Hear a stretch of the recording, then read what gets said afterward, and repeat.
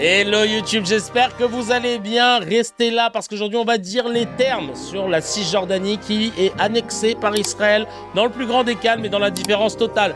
Oui, on va parler de ça, mais avant, merci d'être là, merci de donner de la force. Sans vous, CKR n'existe pas. Et d'ailleurs, on tient tout l'été parce que vous êtes là, parce que vous participez déjà sur le Tipeee. Sachez que même 1 euro, c'est énorme. Merci à Kondrag d'avoir participé, à Vieille Sorcière, encore à Yoma, à tous celles et ceux qui, sur Kik, prennent des abonnements sur Twitch ou encore sur YouTube. N'hésitez pas à donner de la force, à partager à vos amis. On a de plus en plus de nouveaux viewers qui viennent découvrir CKR cet été parce que les collègues sont en vacances. Nous, on récup la garde. On récup la garde pendant cet été. On sera là et même à la rentrée parce qu'on a une grosse année qui nous attend avec les élections 2027. Dans les médias, ça va y aller plein de berzingue. En tout cas, vous voyez que même en été, on a des choses à dire. Merci pour votre soutien, votre bienveillance. Et vous êtes basés comme au baseball. N'hésitez pas à laisser un petit commentaire. On lit tous les commentaires sur la version CKR Replay que vous pouvez retrouver sur l'autre chaîne. Et ouais, Chacal, il y a le lien dans la description. C'est l'épisode en entier. Vous allez voir, on a parlé de plein de choses. Mais là, on va se focus sur la Cisjordanie. La Cisjordanie, parce que c'est chose qui se passe. On parlait d'incendie, de Canadair, de voile aussi dans les derniers épisodes de CKR. Et pendant que les plateaux débattaient du profil des pilleurs, des maisons du Cap Ferret, de la responsabilité de la gauche sur les feux de forêt, et les écolos, ils parlent, ils n'ont rien fait. Pendant tout ça, Israël a officiellement annexé la Cisjordanie. Israël a officiellement annexé la Cisjordanie. Trump a reconnu l'annexion. Trump a reconnu l'annexion. Donc, des colons ont brûlé des villages palestiniens, ça a été filmé en direct, documenté. Il y a 4 résolutions du Conseil de sécurité de l'ONU qui viennent d'être violées simultanément. Et sur les chaînes d'infos en continu, 0 bandeau rouge, tout le monde s'en bat les steaks. Heureusement, les médias belges font encore leur boulot et montrent ce que subissent les Palestiniens. On regarde tout de suite cette vidéo de nos amis belges qui disent les termes à la télé belge sur la RTBF. Ça s'est passé près de Naples. La RTBF qui est l'équivalent de France Télé, c'est la télévision publique. C'est une ville qui est située en Cisjordanie. Hier, des affrontements entre colons israéliens et des Palestiniens ont provoqué la mort de 4 Palestiniens et de 2 Israéliens. À la suite de cela, des colons ont entamé des raids sur plusieurs villages de la région. François Andréoletti et Benoît Feit. Cette vidéo a été prise hier dans le village palestinien de Tel, près de Naplouse. On y voit des colons israéliens armés faire irruption et aller à la confrontation avec un groupe de Palestiniens. S'ensuit une altercation confuse et puis des coups de feu à bout portant. Bilan, 6 morts, 4 Palestiniens et 2 Israéliens. Ce nouvel événement sanglant intervient alors que les attaques de colons contre les villages palestiniens se déroulent presque quotidiennement en Cisjordanie. Cela se produit tous les jours. Les colons viennent de la colonie de Havat. Ils attaquent toujours ensemble. Ce sont des raids. Ils veulent contrôler nos mouvements. Chaque fois que je sors mes moutons, ils me disent de partir. Mais c'est ma terre. Qu'est-ce qu'ils me veulent ? À l'annonce des 2 victimes israéliennes, Benyamin Netanyahou a dénoncé un attentat meurtrier et promis des représailles contre les Palestiniens de Cisjordanie. Il est notamment question d'appuyer la construction de nouvelles colonies dans la région. De son côté, le Croissant Rouge palestinien a encore recensé 10 blessés dans de nouvelles attaques de colons en Cisjordanie aujourd'hui. Je voudrais dire que l'attaque menée par les colons dans les villages et sur les propriétés sont soutenues politiquement par le gouvernement israélien. Ils sont accompagnés par des centaines de soldats qui leur fournissent une protection totale dans cette zone, ainsi que par des soldats d'occupation postés entre les villages de Tel et Sarah et dans le reste de la région. Quelques 500 000 Israéliens vivent désormais dans les colonies en Cisjordanie. Des colonies considérées comme illégales au regard du droit international. Merci à la télé belge de parler de ça, c'est ouf. Hein. Laura qui dit comme si l'occupation était une opinion. Non mais Laura, le scam est basé comme au baseball. Le ref qui est derrière le compte depuis tout à l'heure, c'est des remarques de ouf. Alors que c'est un compte de trucs de cul, hein, mais genre je banne même pas le. J'arrive même pas à banner parce qu'à chaque fois c'est drôle. C'est des bonnes réflexions, comme si l'occupation était une opinion, mais basée Mais on va lui dire, mais t'es qui? Mais ta vraie tête. On est des cracks.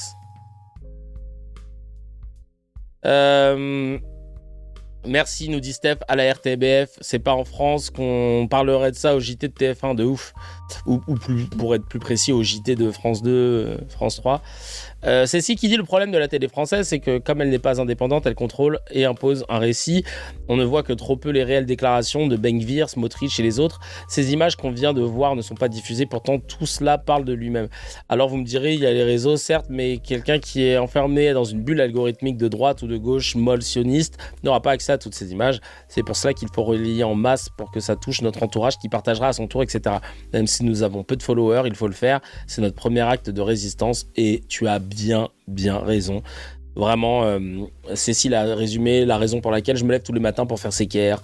On est loin des scores de Viktorovic, des modems ou de tout autre streamer de Dofla et compagnie. Mais on le fait quand même parce qu'on sait que s'il y a au moins une personne qui m'écoute et qui en parle à quelqu'un de son entourage, c'est déjà énorme. Donc voilà, merci 1000 fois. Et on est actuellement 900 au moment où je vous parle, on est 900 à suivre ce chat. Loin des scores des mots, elle doit être sur du 1004, 1005, juste sur Twitch. Nous, on est à 900, mais sur 4 plateformes mélangées, notamment YouTube et Twitch. En tout cas, même les bots sont plus calés que les soutiens du génocide, je te jure, Mo. T'as totalement raison. Alors, le Liban a dénoncé, nous dit Jules, les violations israéliennes. C'est notre correspondant libanais. Le Liban a dénoncé des violations israéliennes qui bloquent le déploiement de l'armée dans le sud du Liban après avoir construit une zone tampon dans le territoire libanais et détruit des dizaines de villages. Il y a une réelle violation des droits humains et du droit international. Il y a la place de multiplication. Il y a à la place une multiplication des destructions des habitations au bulldozer. Ils ont même augmenté les tirs hors zone tampon sur la population et 400 000 habitants déplacés sur cette parcelle de 600 km². C'est un truc de ouf. Oula, Billette, t'as loupé beaucoup de choses, on en est déjà au scan. Mais installe-toi, frérot, on attendait que toi. On continue. Merci aux médias belges, à la RTBF. Donc il y a une trentaine de colons qui ont attaqué un village en pleine nuit. Maisons brûlées, femmes enceintes et enfants tabassés. Et il faut un média étranger pour qu'on voit ces images. Je vous laisse voir ça, c'est AJ+, qui partage. Un bébé palestinien a été Trigger warning, c'est vrai, j'oublie à chaque fois. Trigger warning, c'est des images qui peuvent heurter la sensibilité de certaines personnes. Donc voilà, si vous n'aimez pas les images de violence ou autres, n'hésitez pas à réduire l'écran le temps de la vidéo. aspergé d'essence par des colons israéliens. En pleine nuit, une trentaine de colons masqués ont mis le feu à des maisons, à des voitures, à la mosquée et à la laiterie du village d'Atouani au sud d'Hébron. Malheur à l'ennemi, il est écrit. Pendant leur attaque, ils ont brisé la fenêtre d'une maison où dormait un nourrisson. Ils ont ensuite déversé de l'essence sur le bébé à travers la vitre brisée. Une femme enceinte a perdu son bébé suite au choc et à la terreur qu'elle a ressenti quand les colons ont caillassé sa maison avant de l'incendier. Selon l'activiste palestinien Osama Mahamra, l'attaque a eu lieu sous les yeux de l'armée israélienne qui a un mirador près de la mosquée incendiée. C'est un truc de ouf. Ils ont foutu de l'essence sur un bébé, quoi. Franchement, waouh.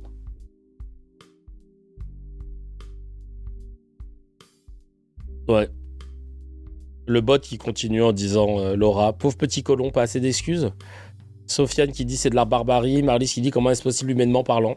C'est ça l'armée la plus morale du monde. C'est même pas l'armée là pour le coup, non? Enfin en tout cas c'est au vu et su de l'armée, mais c'est des colons quoi. La colonisation. Et Israël qui essaye ce nouveau texte, ils disaient ça dans l'appât du team hier là dans leur vidéo, que un de leurs nouveaux takes ces derniers mois c'était de dire que Israël était le premier état décolonial du monde. Allez vous faire foutre. Allez vous faire foutre. Cécile qui dit pour la première fois, je n'ai rien à dire, juste des larmes à verser. La bête immonde, c'était le nom donné à l'antisémitisme. Je crois qu'effectivement, on peut dire qu'elle a changé de visage. Elle a pris celui du sionisme. C'est ouf. C'est ouf. Bref. Ah, ça fout droit. Hein. J'espère vraiment que, nous dit Roselle Noir, j'espère vraiment que quand viendra le jour de la Cuenta, elle sera pimentée. À gerber. Ouais. Ça, elle accompagne les colons en protection, mais n'intervient jamais. Ouais. C'est ça qui est ouf. En protection des colons qui sont armés et qui vont défoncer des Palestiniens. Et dans la foulée, l'armée israélienne annonce une grande opération militaire. Et là, c'est l'un des déchaînements de violence les plus meurtriers depuis des mois. C'est France 24 qui nous en parle. Le Proche-Orient, maintenant. L'armée israélienne dit se préparer à mener, je cite, une vaste opération en Cisjordanie occupée après des violences meurtrières dans ce territoire. Au moins 4 Palestiniens ont été tués dans le village de Tel, selon le ministère palestinien de la Santé.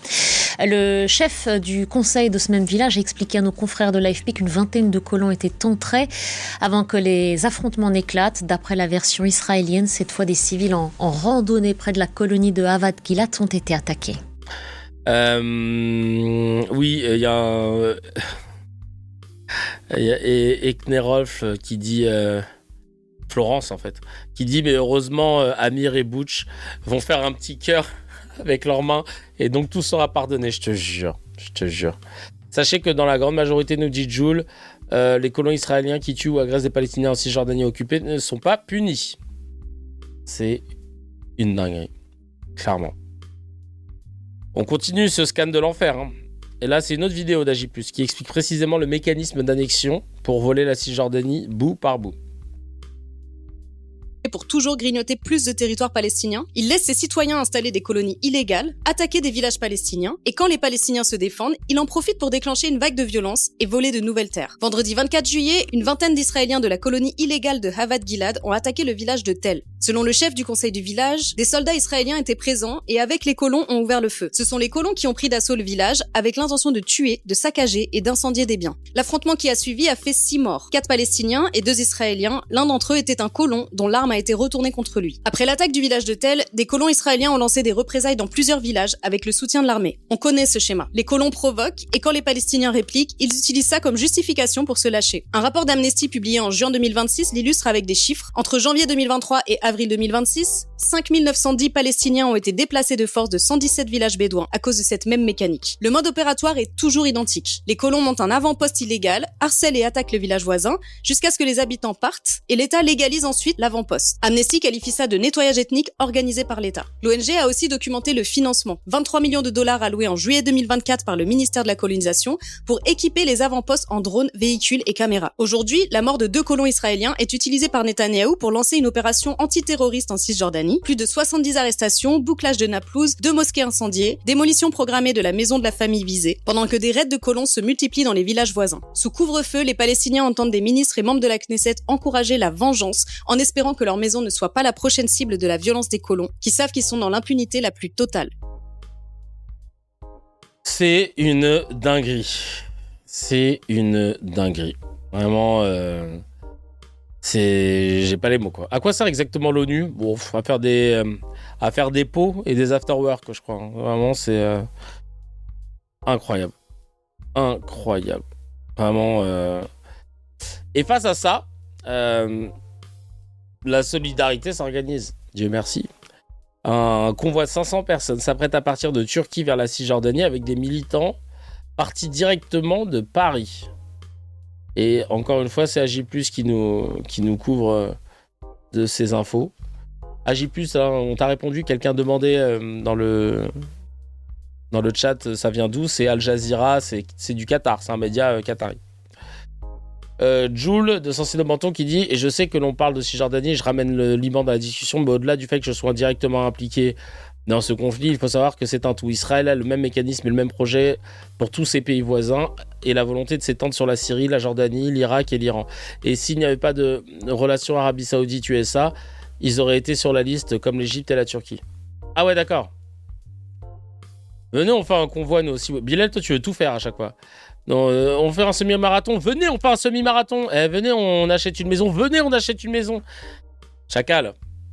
mobilisons nos forces là où il faut et faisons ce qu'on peut dans notre champ d'action. Déjà, fait des lives récurrents et après on pourra faire un convoi. Ces militants vont tenter d'entrer en Palestine par la route. Le Palestine Convoy a pour but de rejoindre la Cisjordanie occupée, chargée d'aide humanitaire. Le principe de ce convoi qui va partir, c'est une continuité avec la marche sous Gaza l'année dernière, avec les 2 flottilles qui sont passées et avec le Maghreb Souhoud convoi qui est parti là en même temps que la flottille. Et c'est en fait ne jamais lâcher et toujours partir, briser ce blocus et stopper l'apartheid ainsi que le génocide en Palestine. Aujourd'hui, on part de France. Demain matin, on se retrouve à Strasbourg devant le Parlement européen pour rappeler aux politiques aussi leur mobilisation qu'ils ont par rapport à l'apartheid qui se passe en Palestine. Nous en serons ensuite à Sarajevo puis à Srebrenica. À Srebrenica, il y aura une commémoration pour le génocide des 8000 hommes et garçons musulmans en Bosnie entre 1992 et 1995, dont notre slogan du convoi est « D'un génocide à l'autre, nous prenons la route ». Nous continuerons ensuite sur l'Albanie, la Grèce, la Turquie, puis l'Irak, la Jordanie et la Cisjordanie. Ils sont 15 à être partis de Paris, ils seront 70 à partir de Sarajevo, puis 500 de Turquie. Fawzi a participé à la dernière flottille pour Gaza au cours de laquelle il a subi et été témoin de nombreuses violences de l'armée israélienne. Il n'y a jamais eu un cessez-feu. Ça, c'est du mensonge que nos médias, la télé sont en train de propager. On est en train d'essayer d'ouvrir le chemin à d'autres mobilisations. Il faut utiliser tous les moyens possibles pour essayer de briser ce blocus. C'est un itinéraire quand même inédit qui a jamais été exploré. Donc j'espère qu'on arrivera au but. Mais si on n'y arrive pas, on donnera une leçon un peu à tout le monde et on dénoncera les pays qui nous ont pas laissé passer. Franchement, force à tous ces militants. Ce qu'ils font, c'est incroyable. Et je ne peux que leur apporter mon soutien et ma force parce que c'est magnifique. C'est magnifique, ça peut être périlleux, donc franchement, bravo. L'île marxiste qui dit il y a des chrétiens de France qui font une marche pour la paix en direction de Jérusalem. Mais le temps qu'ils arrivent, les frères... Je pense ce sera le petit-fils de Netanyahou qui sera au pouvoir, les gars. C'est bon, on est arrivé. En fait, c'est ça la stratégie. C'est de mettre grave du temps à faire ton truc pour que quand t'arrives, s'il s'est passé quelque chose, tu peux dire on vous l'avait promis. Cette paix est arrivée. Mais c'est ouf, hein, comment... Ah, ils sont partis début juillet. Ok, d'accord. On va... on se verra en décembre 2000 pour la prochaine Coupe du Monde.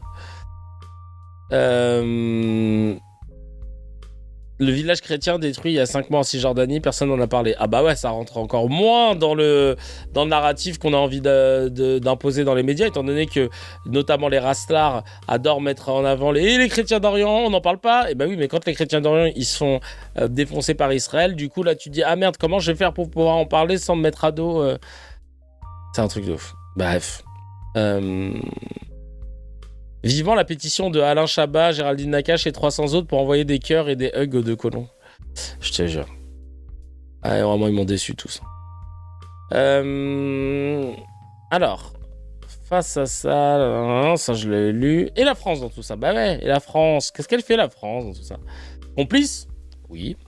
Des citoyens français quittent tranquillement leur confort pour aller voler des terres palestiniennes sous protection militaire en toute impunité. Qu'est-ce que c'est que ça? C'est I24, hein. C'est à la source directement. Et qu'est-ce qu'ils nous disent sur I24? On regarde ça tout de suite. Eh bien, tout simplement, ce soir, nous sommes à Ben Gurion et on est très émus parce qu'on va accueillir des familles qui ont décidé de faire le pas et qui ont décidé de s'installer en Israël. Alors, j'aurais voulu vous présenter ces familles, mais ils ont eu un tout petit peu de retard. Il y en a quelques-uns qui sont déjà là sur place et les autres sont en train d'arriver. Ce soir, on a un grand arrivage de France. Ils viennent de toutes les villes de France. Ils viennent de Paris, de Lyon, de Marseille. L'agent juive est présente ce soir. Il y a aussi le Misra d'Aklita, le ministère de l'intégration. Nous avons aussi Moti Yogev qui est juste à côté de moi. Moti Yogev, c'est un ancien député qui a consacré, depuis qu'il n'est plus à la Knesset, il se consacre à l'Aliyah. Il a fait monter entre autres les Bnei Menaché et il vient chaque fois qu'il y a des Olim qui viennent s'installer en Israël. C'est un grand moment parce qu'on a des familles, des enfants qui ont décidé de faire le pas. On a vu les images lorsqu'ils étaient à l'aéroport. Ouais, il a dit un arrivage, on dirait des marchandises. Ouais, trop bien ton mercato là. Ah ouais, c'est trop bien de participer à la colonisation comme ça, c'est super, c'est super. En France, pour partir avec tous leurs bagages, avec toutes leurs valises. Et là, ils sont sur le chemin, ils arrivent. Dans quelques instants, ils seront dans cette salle où je me trouve au terminal 1 de l'aéroport Ben Gurion. Ils seront là, tout simplement, pour leur alia. Ils vont recevoir sur place leur Teudat Zout, leur nouvelle carte d'identité qui fera d'eux des Israéliens. Chaim Berkovitz, on est obligé de parler de la polémique qui concerne votre mouvement parce que vous avez été épinglé récemment par nos confrères de la chaîne Arte qui vous accusent, vous, les Khlecha, d'alimenter, je cite, la colonisation dans les territoires. Une réponse ? Tout à fait.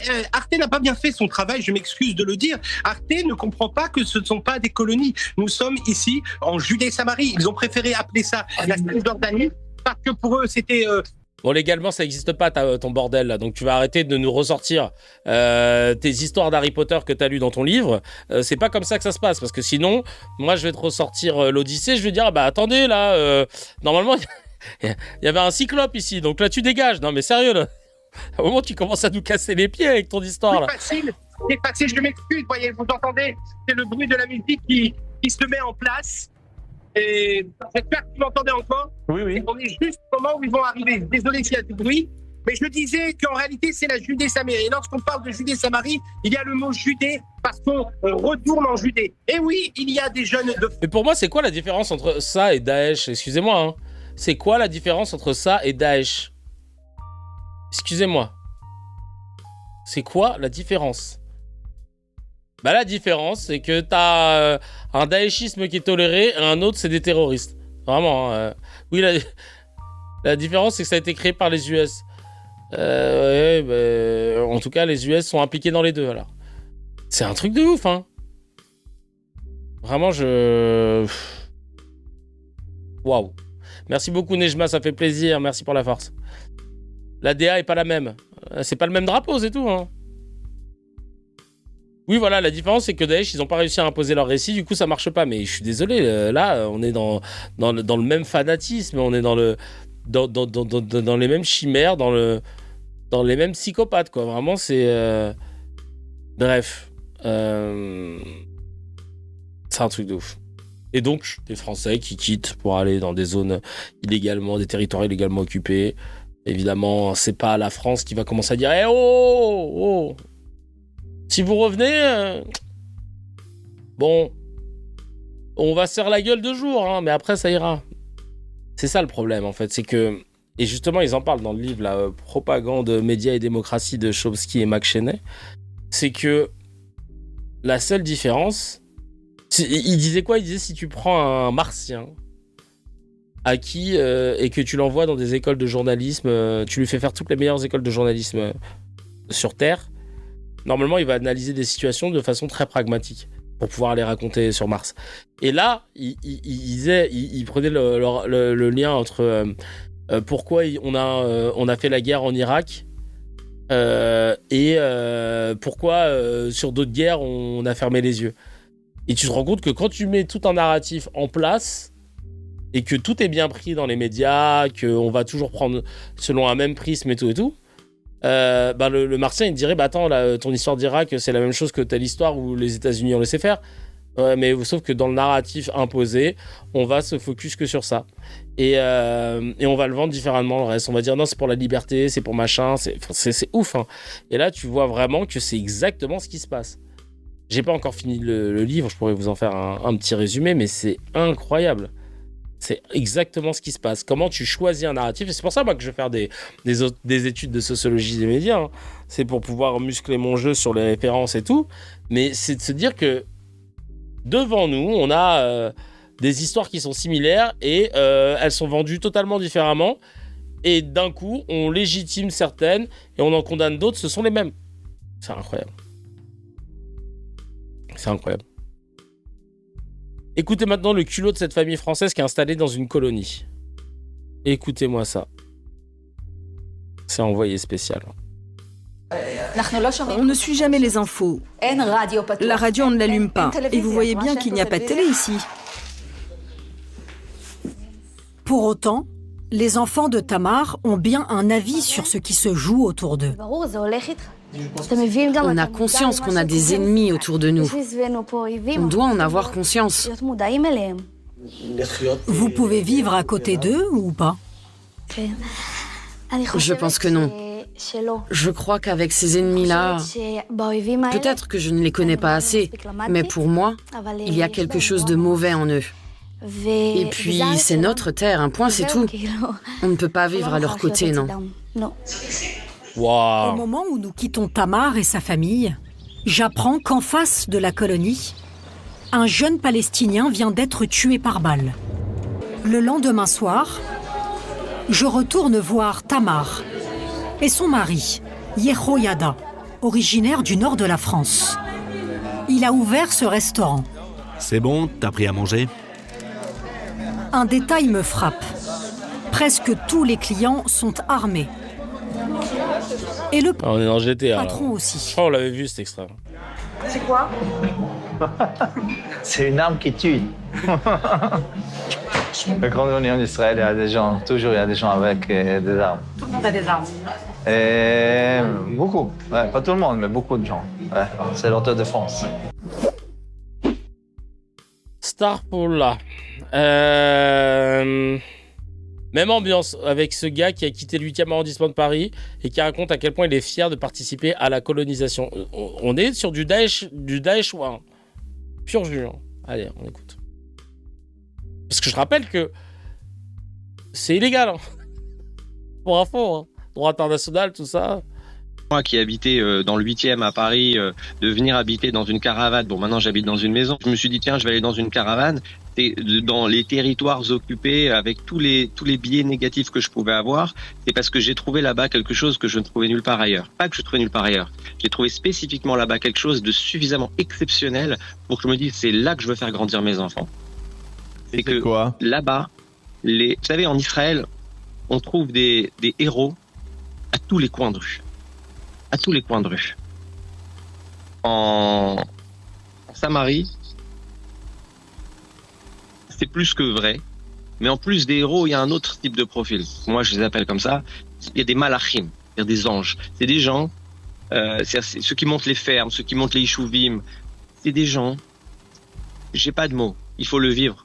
Oui, bah des terroristes, dis-le, hein, des terroristes, des colons, c'est ça, tu cherchais, c'est le mot colon, C-O-L-O-N, des colons. N'hésite pas à nous dire, hein, nous on te le dit dans tous les mots, dans toutes les langues. J'ai plein de grossièretés qui me viennent à l'esprit, moi aussi, Chacal, moi aussi, fanatique sur 20, non, des héros, il a dit, il est possédé le Chacal. Il est possédé. C'est flippant de voir encore une fois comment on n'aborde pas via ce biais-là que je vous montre, on l'aborde pas ou très peu dans les médias français. Alors que ça permettrait justement de dire « Ah ouais, en fait, c'est pas uniforme ce qui se passe. » Pour que les gens comprennent. Ramener des exorcistes, je te jure. Des Gollum. Ah ouais, en colon, c'est aussi une partie du corps où il passe la demeure. Coïncidence, je ne crois pas. Oui, ça se voit quand il lit un Superman, c'est pour bander sur Lex Luthor. Attends, je mets la suite ou pas? On va regarder ce qu'il dit d'autre. J'allais passer à autre chose. C'est des gens d'une humilité pas possible. Ils cherchent pas à aller dans les médias, ils cherchent pas à aller dans rien du tout. Tout ce qu'ils cherchent, c'est d'aller dans les maisons qui leur appartiennent pas. Ah, il m'a tendu une perche là, il m'a tendu... Voilà, ils cherchent pas les médias. Eux, ils cherchent les maisons déjà habitées. C'est vraiment eux, voilà, tu vois, tranquille. Parce que ça les rassure. Ils se disent qu'au moins la maison, tu vois, elle a du vécu, il y a du cachet. Tu vois, t'ouvres une porte. Ah, mais merde, Abdallah, t'es aux toilettes. Bah, qu'est-ce que tu fais? Bah, dégage, c'est mes toilettes aussi. Vraiment, tu vois, il y a ce truc. Voilà, c'est ça qu'on aime. C'est ça qu'on aime, vraiment. L'humilité qu'il y a. Ces gens, tu sais que nous, quand on rentre dans des maisons qui ne nous appartiennent pas, on a l'humilité de rentrer, de dire bonjour, ça va, sortez, je vais vous tirer dessus. Enfin, l'humilité, quoi. Ils ont un cœur plus que gigantesque, avec des valeurs juives et d'une simplicité pas possible et d'une efficacité, d'une capacité extraordinaire. Ah bah, les capacités de déloger des gens, totalement. Ce sont des anges. Il faut les voir. Moi, je souhaite... Call of Duty. Je le souhaite toujours, évidemment, que mes enfants soient influencés précisément par des gens comme ça. Aïe, aïe, aïe, ils n'auront plus la nationalité française bientôt, tes enfants, sache-le, et toi non plus. N'importe quoi, c'est du fanatisme pur, Jules. Aïe, aïe, aïe, aïe, aïe, ça fait flipper. Et le pire, c'est qu'il y a la complicité économique aussi. Carrefour, BNP, Manitou, des géants français qui s'engraissent directement sur la colonisation avec la bénédiction de l'État. Résultat, il y a 5 ONG qui ont saisi le Conseil d'État pour forcer la France à stopper les activités de ces entreprises sur place. T'imagines ? On en est là. Parce que la France d'elle-même, non... je vois pas ce qu'il y a comme problème. Mais quand vous dites activité légale, je comprends pas. Le secrétaire général Moi, je fais pas de diplomatie. des Nations Unies en 2020, il explique que sans la participation importante des entreprises, les colonies, qui sont le moteur de l'occupation, représenteraient un fardeau économique insoutenable pour le gouvernement israélien. Les États tiers avaient l'obligation d'adopter des mesures pour empêcher les échanges commerciaux et les investissements qui aident au maintien de la situation illicite. La situation illicite, c'est l'occupation par Israël des territoires palestiniens. La France, elle a fait plusieurs déclarations allant dans le sens de la reconnaissance de cet avis, n'a pour autant pas pris de mesures qui empêchent des entreprises françaises de travailler, d'agir, de maintenir une activité commerciale dans les territoires palestiniens occupés. Donc cette requête vise à demander à l'État français, à l'administration, de se conformer aux obligations énumérées par l'avis consultatif de 2024, y compris donc d'adopter des mesures pour empêcher aux entreprises françaises de maintenir une telle activité commerciale ou de maintenir des investissements qui aident la colonisation ou l'occupation illégale par Israël des territoires palestiniens occupés. Et cela fait des années que des ONG, le secrétaire général des Nations Unies, d'autres agences ont pu dire qu'il fallait mettre un terme aux activités d'entreprises étrangères dans les colonies, enfin d'entreprises étrangères, mais je comprends aussi les entreprises israéliennes, bien entendu. Et cela n'a pas été suivi des faits. C'était par exemple le secrétaire général des Nations Unies en 2020, il explique que sans la participation importante des entreprises, les colonies, qui sont le moteur de l'occupation, représenteraient un fardeau économique insoutenable pour le gouvernement israélien.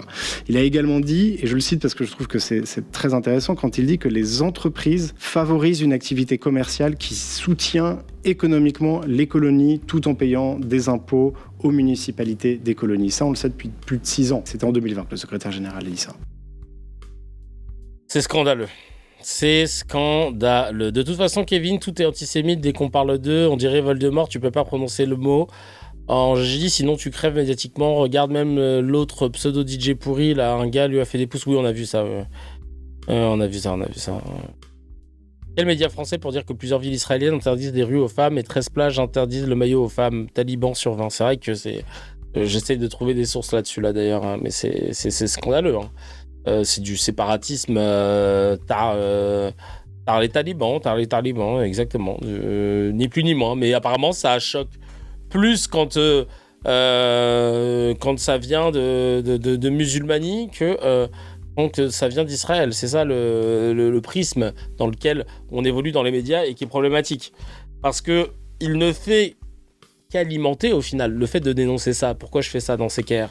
C'est pour montrer à quel point on alimente par cet entretien du 2 poids 2 mesures, on exacerbe l'antisémitisme en France. Parce que la façon de défendre, et ça j'ai appelé ça la théorie du bouclier miroir, la façon de défendre l'antisémitisme est faite de façon tellement éhontée, grossière et contre-productive qu'elle ne fait que l'auto-alimenter. Plutôt que de se dire qu'on traite tout le monde pareil, on va créer un traitement différencié de toutes les infos liées à l'antisémitisme qui vont créer ce sentiment de 2 poids 2 mesures chez les personnes non juives qui vont se dire mais pourquoi à chaque fois quand c'est eux on peut pas dire si, ou alors à l'inverse ils accentuent que sur tel sujet mais pas l'autre, etc.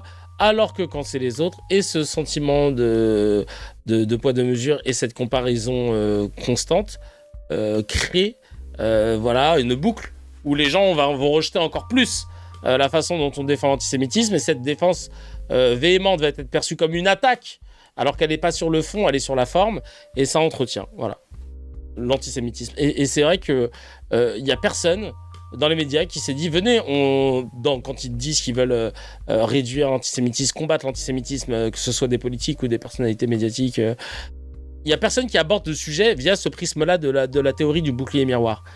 Que j'espère un jour pouvoir poser en thèse, soit sur ça, soit sur les kayfabe sociétales ou médiatico-politiques. Ce seraient mes deux thèses, mais vraiment, c'est un truc de ouf. C'est juste ça qu'on dénonce. Bref. On continue avec des éditorialistes de plateau qui viennent nous répéter que si le Hamas libérait les otages, tout s'arrêterait. Ressortez-leur la Cisjordanie. Regardez, Mathilde Panot est un diff très rare. Aïe, il est tombé dans le panneau. Un petit miel. Pour finir, ça fait du bien parce que je t'avoue que cet épisode, il est hard, comme on dit chez nous. Il est pimenté, il est très dur. Hop, c'est parti.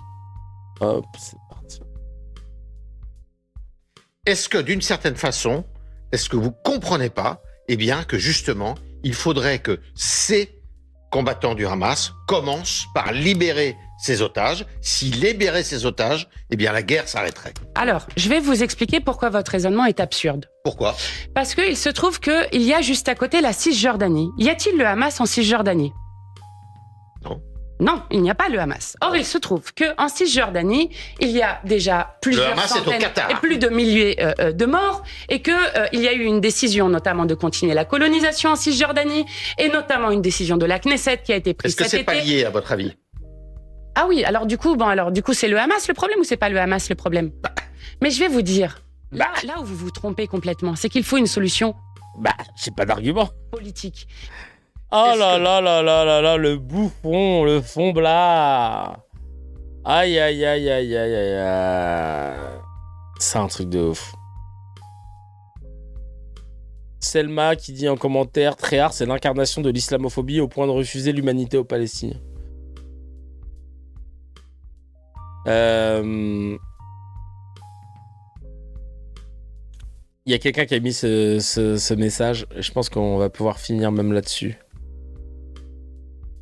Le 16 octobre 1946, le journaliste nazi Julius Streicher fut pendu à Nuremberg pour avoir endormi le peuple sur les crimes du Troisième Reich. Le tribunal a conclu qu'un tel soutien médiatique à des crimes de guerre consistait lui-même un crime.